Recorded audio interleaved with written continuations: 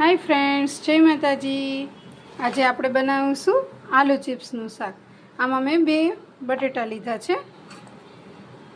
આ લીલા મરચાં મેં આટલા લીધા છે, તમારે વધારે લેવા હોય તો લઈ શકો છો। ત્યાર પછી આપણે જીરું નાખશું। આ શાક ફરાળી છે એટલે આપણે એમાં હિંગ નહીં નાખીએ।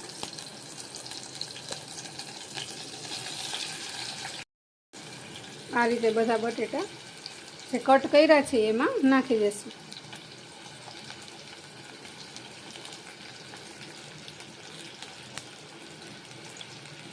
હવે અડધી ચમચી હળદર નાખશું। શાક થોડું જ છે એટલે હળદર પણ ઓછી જ નાખશું।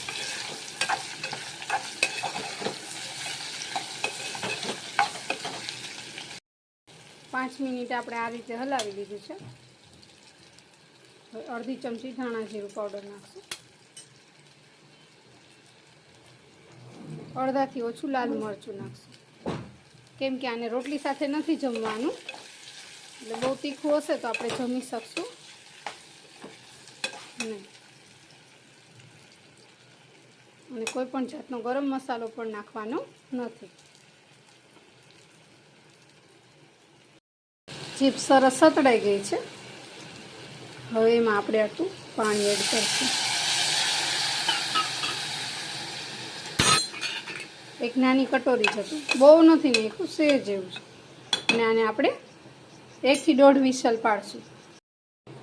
ચાલો, આપણે 1.5 સીટી વગાડી છે અને શાક રેડી થઈ ગયું છે।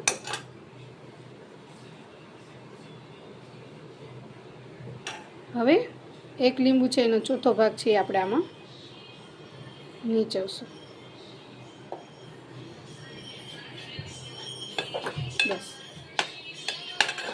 શાક બનીને રેડી થઈ ગયું છે।